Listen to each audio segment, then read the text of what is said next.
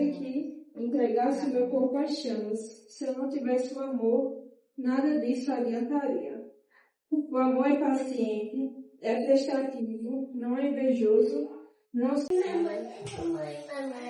Diga glória. Amém? Amém, irmãos? Amém? Amém? Sem Deus não dá. Amém? Sem Deus não dá. Dá para passar com tudo. Louvado seja o nome do Senhor. Mas sem Deus não dá. Eu quero deixar também, exaltado seja o nome do Senhor. Glória a Deus. Aqui em 1 Timóteo, glória a Deus, capítulo 6,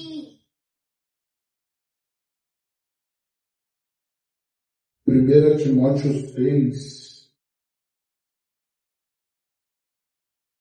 verso 17. Amém? Aqui na palavra de Deus, na primeira carta do apóstolo São Paulo a seu discípulo Timóteo, glória a Deus. Deixa eu achar aqui o microfone. Glória a Deus. Amém, Jesus. Glória. 1 Timóteo, capítulo de número 6, verso 17.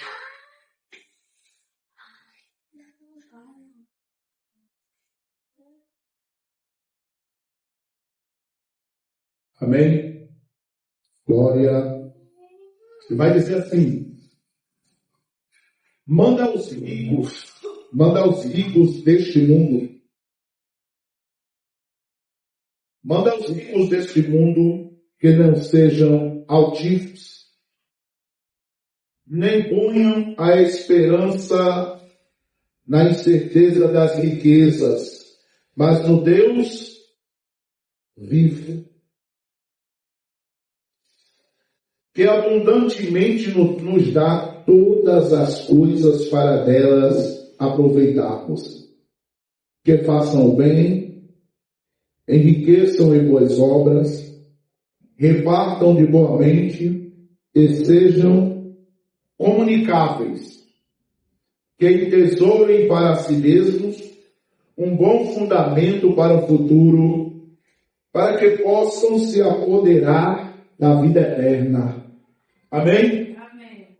Diga graças a Deus. Esse texto que nós vemos aqui no Novo Testamento, ele é o único texto que ele vai ser direcionado a quem tem riqueza.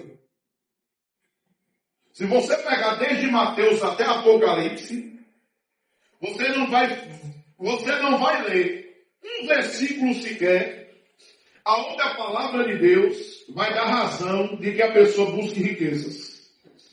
Louvado seja Deus. Não que Deus, olha para cá, não que Deus não queira nos prosperar. Amém? Não que Deus não queira nos dar algum benefício dessa terra. Mas é que, quando nós lemos desde Mateus a Apocalipse, nós vemos a palavra de Deus tratando a respeito da vida eterna e de abandonar os desejos desta vida. Amém? Se você observar bem, e se você ler, eu lhe garanto, me dou garantias, lendo todo o Novo Testamento, lendo e relendo, eu não achei um texto, não existe um texto que venha a apoiar quem busca riquezas. Não existe um. Se você procurar em todo o Novo Testamento, você não vai achar. Inclusive, eu quero que você leia comigo em Tiago. Eu vou desenrolar esse rolo, tenha só um pouco de paciência comigo. Louvado seja o nome do Senhor. Bendito seja Deus. E você vai entender a que ponto eu quero chegar nessa noite. O que foi que o Senhor me entregou nessa noite. Louvado seja o nome do Senhor. Bendito seja Deus. Eu estou ali sentado. Eu digo, Senhor, eu for pregar bem, se eu não for pregar, eu só não posso vir aqui, né, despreparado. Louvado seja Deus. Amém? Louvado seja o nome do Senhor. Então sempre converso com o Senhor. Tiago, bendito seja o nome do Senhor. Capítulo 1. Deixa eu ver se é o capítulo 1. Glória a Deus. Deixa eu ver. Capítulo 1, capítulo 2. Acredito que seja 2. Deixa eu ver aqui. Então, um pouco de paciência, em nome de Jesus, nesse momento. Louvado seja Deus. Vamos lá, ver se é o 1 ou 2. Esse seja o nome do Senhor.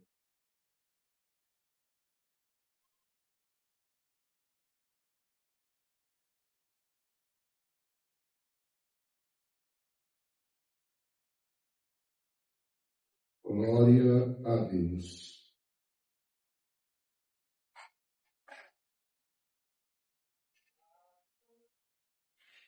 Está lendo aqui, bastante.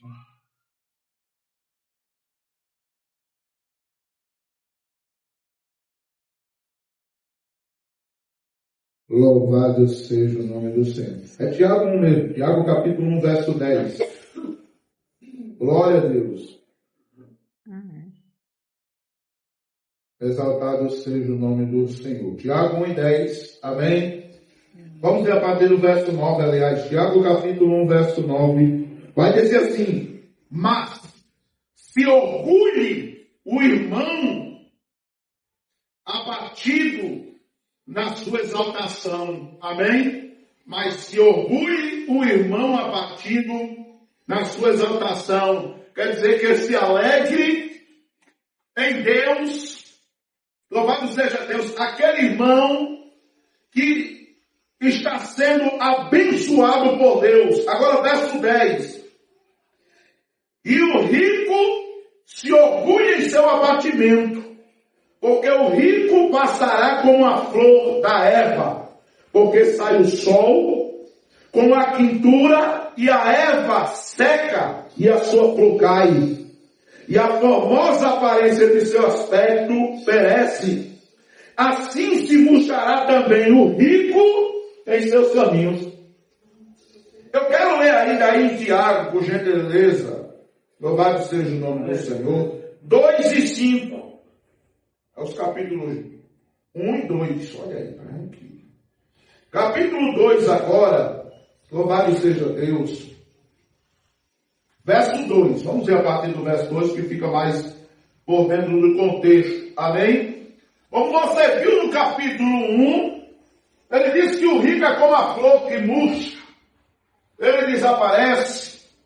O tratamento na época da igreja, antiga da igreja primitiva, a respeito dos ricos, era para que ele não colocasse a esperança nas riquezas. Eu vou lhe dar a entender já, porque estou adentrando nesse assunto. Vai dizer assim, Tiago capítulo 2, verso 2, diz assim: porque se nas reuniões que vocês fazem, reunião tipo essa aqui, olha o conselho, entrar alguma pessoa com anel de ouro no dedo, com roupas caras, olha aí, e entrar também algum pobre com roupas simples, verso 3, e se vocês darem mais atenção àquele que está vestido com roupas caras, meu Deus do céu, e disserem assim: assenta-te tu aqui no lugar de honra. Você vê que as pessoas têm esse conceito de querer honrar quem tem. Sim ou não? Você vê, hoje você entra hoje dentro da igreja, quem é honrado? Aquele que tem. Fica misericórdia. E a palavra de Deus justamente vai nos ensinar para a gente não ter esse costume. Está dando honra para quem tem. Por quê? Porque a gente percebe que a ganância E o olho grande no dinheiro hoje tem tomado conta da você. Deixa, fica misericórdia. Mas olha o que ele diz aqui, ó. Se vocês derem mais atenção para aquele que traz as roupas caras e disserem assim, ei, se senta aqui no lugar de honra, e vocês disserem ao pobre, estou no verso 3, tu fica aí mesmo, em pé. Ou se senta aqui debaixo dos meus pés. Verso 4. Porventura vocês não estão fazendo grande diferença entre vocês, e vocês não fizeram um mau juízo de pensamento fazendo isso? Verso 5. Ouçam, meus amados irmãos, porventura não escolheu Deus aos pobres deste mundo? Eita glória! Amém? Você percebe que ele vai agora dirigir, a palavra que ele vai agora dirigir para a igreja é que Deus, ele escolheu os pobres.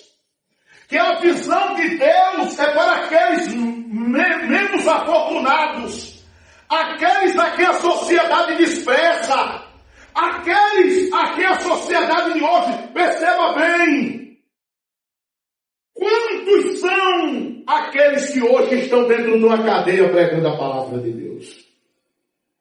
Quantos são aqueles que estão nas periferias? Observe que a igreja atual, ela atenta para aqueles que têm, amém, os mais afortunados. E o pobre fica de lado. Mas a palavra de Deus, ela vai dizer claramente que Deus escolheu aos pobres desse mundo. Diga graças a Deus. Deus olha, de acordo com 1 Coríntios capítulo 1, verso de número 25 e diante, se não me foge a memória, para aquele que ninguém dá nada. Ô glória! Louvado seja o Senhor. Glória a Deus. Amém? Amém. Você percebe que Deus olha para aquele que ninguém dá nada. Enquanto isso, nós temos muitas pessoas hoje que querem servir a Deus, mas também querem servir ao dinheiro. Amém? Querem servir a Deus, mas também querem servir as coisas deste mundo. Diga misericórdia. Jesus vai dizer que tudo nessa vida ela passa. Tudo nessa vida passa. É aqui que eu quero chegar daqui a pouco. Tudo. Amém? As pessoas se apegam demais a esta vida e esquecem de procurar os bens da vida futura, que é depois da morte. Diga graças a Deus. As pessoas se apegam demais. Elas pisam status, fama, sucesso e esquecem que depois da morte ainda se segue. Ainda existe vida depois da morte. O corpo ele perece, ele vai para a sepultura, para a cova, vai ser enterrado. Mas a alma ela é eterna. E essa alma, ela vai tomar um destino. E esse destino é decidido ainda com vida. É ainda nesse corpo que decidimos o destino da nossa alma. Aleluia. Você vê as pessoas querendo enricar, querendo ser ricas, elas trocam, elas fazem de tudo para adquirir dinheiro, bem, fama. Mas a Bíblia diz que Deus escolheu os pobres deste mundo, meu Deus. Eu vou continuar.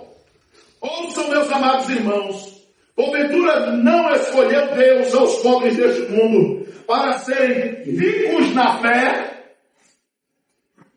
e herdeiros do reino que prometeu aos que o amam. Amém? Para serem ricos na fé e herdeiros do reino que prometeu aos que o amam. Amém? Herdeiros do reino. Porque nós fomos chamados para herdar um reino eternal. Fomos chamados para herdar um reino. Louvado seja o nome do Senhor, que não se acaba, não se destrói. Uma vida que não se acabará mais.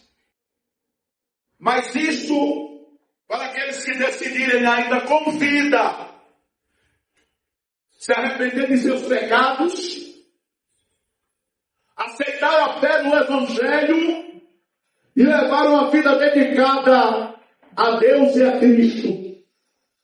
Colocar suas vidas verdadeiramente diante de Deus, para que não fiquem naquela sensação, quando eu morrer, Deus sabe para onde eu vou. Como assim Deus sabe? Ele enviou Jesus para nos apontar o caminho da eternidade. Ele mostra na palavra dele qual é o caminho. E olha para cá. Esse caminho é decidido ainda desse corpo. Amém? Para que quando partamos desse corpo, para que quando a gente partir desse corpo e desta vida, possamos morar com Deus e estar com Deus. Antes de terminar esse texto de Tiago 2, eu quero ler aqui Evangelho de João capítulo 5. Amém? Amém, irmãos? Amém, irmãos? Oh, meu Deus, está fraco. Quem jantou hoje? Eu ainda não jantei não. Diga agora a Jesus. Amém? Amém. Ei, agora. Vamos ler aí. Louvado seja Deus. Evangelho de João capítulo 5, versos 24 e 25. Olha o que vai dizer aí. Olha a importância dessa palavra. Evangelho de João capítulo 5, versos 24 e 25. Vai dizer assim, olha, são palavras de Jesus. É sempre bom lembrar que essas palavras que eu vou ler agora são palavras do Filho de Deus. É Ele quem vai falar e é Ele quem fala essas palavras. Vai dizer assim, ó. Na verdade, eu digo a vocês que quem ouve a minha palavra, e crê naquele que me enviou, tem a vida eterna e não entrará em condenação, mas passou da morte para a vida. Meu Deus, oh glória! Louvado seja o nome de Deus. Em verdade, eu digo a vocês que vem a hora, e agora é, em que os mortos ouvirão a voz do Filho de Deus, e os que a ouvirem viverão. Eu quero reler o verso 24. Na verdade, digo a vocês que quem ouve a minha palavra, olha para cá, vale a pena vir ouvir a palavra de Deus. Vale a pena dar ouvidos à palavra de Deus. Vale a pena você se atentar, inclinar os teus ouvidos para ouvir o que a palavra de Deus orienta a respeito da vida eterna e de salvação. Para você não ficar naquela incerteza, quando eu partir dessa vida, Deus sabe para onde é que eu vou. Não, quem tem que saber é você. Fulano partiu, está num bom lugar. Será que está num bom lugar? Será que a pessoa está num bom lugar? A pessoa vive a vida todinha intrigada de Deus. Olha para cá. Veja a pessoa que amanhece um dia, não dobra o joelho para falar com Deus. Ouve a pregação da palavra de Deus, não faz conta. É interessante que morreu, está num bom lugar. Será que está num bom lugar? Será que a pessoa que partiu dessa vida está num bom lugar? Está melhor do que eu. Partiu, morreu, deve estar muito melhor do que eu. Será? A oportunidade nos é dada ainda com vida. A palavra de Deus diz que ao homem está ordenado morrer uma só vez, vindo-se depois disso o juízo. Meu Deus. Aleluia. Ao homem está ordenado morrer uma só vez, vindo-se depois disso o juízo. A pessoa partiu dessa vida e só ela e Deus sabe. Porque a decisão é tomada ainda com vida. Quem quem ouve a minha palavra, disse Jesus, e crê naquele que me enviou, tem a vida eterna e não entrará em condenação, mas passou da morte para a vida. Ontem eu estava meditando junto com os irmãos, ali em Remígio, um texto que está no Evangelho de Lucas. Evangelho de Lucas, capítulo 13, verso 23. Alguém um dia questionou Jesus e perguntou: Senhor, serão muitos aqueles que vão se salvar? Serão muitos aqueles que vão se salvar? Aí Jesus já aconselha. Jesus orienta: se esforcem. A pessoa requer que Deus faça a parte dela e sem ela fazer a parte dela. Meu Deus! Jesus vai dizer: se esforcem, quer dizer, façam a parte de vocês e entrem e lutem por entrar pela porta estreita, porque muitos procurarão entrar e não poderão. Quer dizer, vai chegar uma hora que vai ser tarde. Vai chegar uma hora que a pessoa vai querer entrar na porta do reino dos céus e vai ser tarde. Sabe por quê? Porque depois que partir dessa vida não haverá mais chance. Ele vai dizer no verso de número 25, Evangelho de Lucas 13. O verso 25 ele vai dizer assim: quando o pai de família se levantar, ele está falando a respeito do dia da volta dele, e fechar a porta, porque um dia essa porta de salvação vai ser fechada. Um dia as oportunidades que a pessoa teve vão cessar. A pessoa vem para um culto, ouve uma palavra dessa, e quem sabe alguém me ouvindo em casa está tendo a oportunidade de ouvir a palavra de Deus, não faz conta, não está nem aí para a salvação da própria alma. A alma a ponto de perecer, porque ninguém sabe se amanhã vai amanhecer vivo, vai partir sem Deus, sem salvação. E Jesus disse: muitos procurarão entrar e não poderão. Verso 24. Mas no verso 25, no capítulo 13 do Evangelho de Lucas, ele vai dizer: quando o pai de família se levantar e fechar a porta, então vocês estarão de fora batendo e gritando: deixa-nos entrar. Em verdade ele vos responderá lá de dentro, dizendo: não vos conheço. Não vos conheço.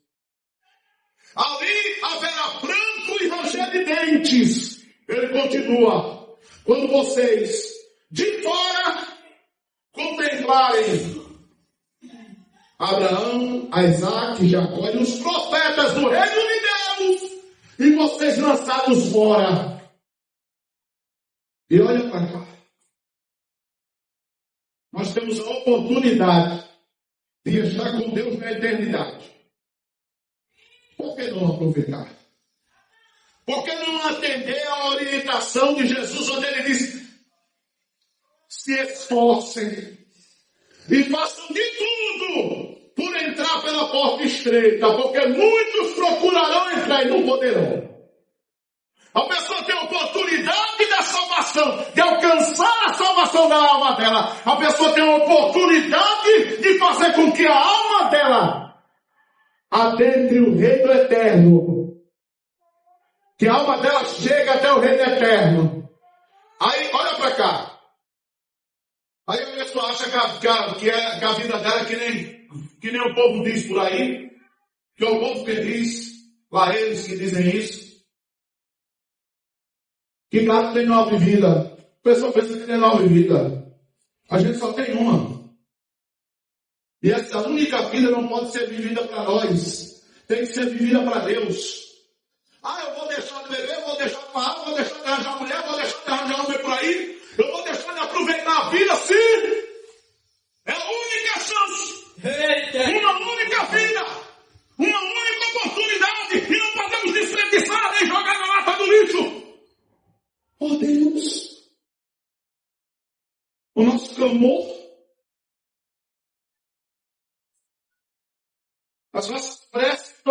dias é que as vidas que nos ouvem pregar a palavra de Deus entendam que elas só têm uma chance.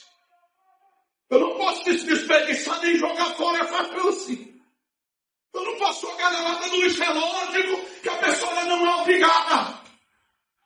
Mas eu tenho a obrigação, e ai de mim se não pregar o Evangelho, de alertar que a vida é só uma, a oportunidade é só uma. Nós não podemos amassar e jogar na lata do lixo essa oportunidade que Deus nos deu, através de Jesus Cristo, morrendo na cruz do Calvário, de que a nossa alma, quando partimos dessa vida, esteja com Deus. Eu não posso esperar que Deus me coloque num lugar bom, porque se eu não quis estar com Deus, com vida, se com vida eu não quis andar com Deus, como é que eu vou querer estar com Deus na morte? Como é que Deus vai forçar uma coisa que convida na terra que eu não quis, depois que eu morrer? Isso é até injusto. Isso se chama manipulação. A pessoa não... Olha para cá. Enquanto a pessoa teve a oportunidade de andar comigo, ela não quis. Aí eu vou forçar ela depois... Ela está comigo, se ela não quis dar a oportunidade que foi dada a ela. Será que Deus seria tão injusto de manobrar as coisas contra a vontade do ser humano que com vida não quis andar com ele? Manobrar as coisas contra a vontade do ser humano que com vida não quis andar com ele. Depois da morte, Deus vai pegar a pessoa, pegar a alma de uma pessoa que não quis andar com ele e vai botar no céu? Isso não existe. Você já pensou uma pessoa que é ateu? Que não acredita em Deus, que não quer conversa com Deus? Na língua do ateu, ele não acredita num Deus que vai manipular e controlar a vida dele. Porque o próprio dono da vida dele é o ateu, não é Deus. E seria ilógico que uma pessoa não quis conversa com Deus ainda andando sobre essa terra, fosse colocada à força no céu. Aí depois morrer, Deus vai me botar no lugar bom, Deus sabe onde me bota. Não! Eu tenho que decidir se eu quero andar com Deus ou se eu não quero andar com Deus. Eu tenho que decidir. É lógico que não é uma obrigação. A pessoa não pode ser obrigada, é lógico. Mas Deus também não tem obrigação nenhuma com quem não se obriga a servir a Ele. Que compromisso eu sou obrigado a ter com uma pessoa que não tem compromisso comigo? Amém? Louvado seja Deus. E eu quero encerrar nesse momento com as palavras de Paulo a Timóteo. Louvado seja o nome do Senhor. Vou ver se eu consigo olhar aqui. E vai dizer assim, ó. Que não ponham a esperança na incerteza das riquezas, mas no Deus vivo. Que nossa esperança não esteja nos bens que adquirimos aqui na terra. Bens fáceis. Não adianta a pessoa dizer, tudo que eu peço a Deus eu vejo, toda a graça que eu busco eu alcanço. Sim, mas e a salvação? E a alma? Oh Deus! Que adianta a pessoa ter fé para alcançar bens materiais, mas não tem fé para se firmar na palavra de Deus? Fica aí. Ela tem fé para alcançar bens materiais. Ela está colocando a esperança dela nas coisas materiais que ela consegue, pedindo algo a Deus, mas não tem fé nem esperança para se firmar na palavra de Deus. Oh Deus! Que não ponham a esperança na incerteza das riquezas, mas no Deus vivo, que abundantemente nos dá todas as coisas para delas gozarmos. Veja que Deus abençoe e prospera.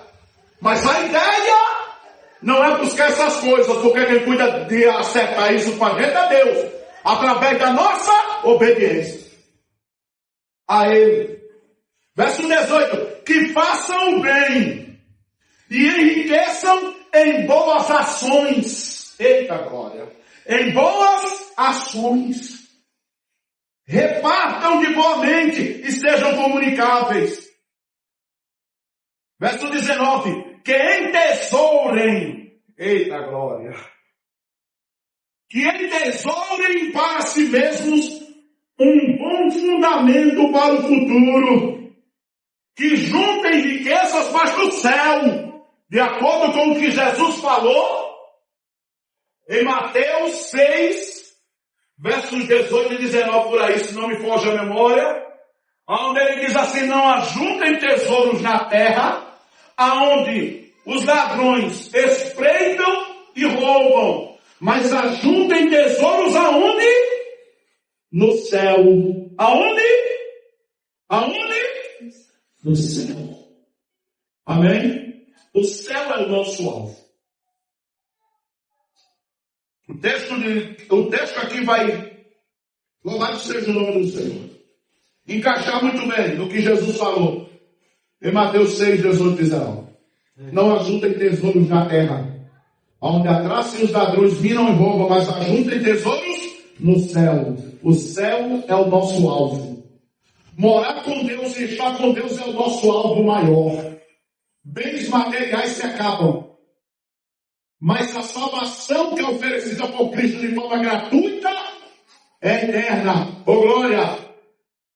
E vai dizer assim: para quem tesourem para si mesmos um bom fundamento para o futuro, para que possam se apoderar da vida eterna. Glória! Para que possam se apoderar da vida eterna. Diga graças a Deus.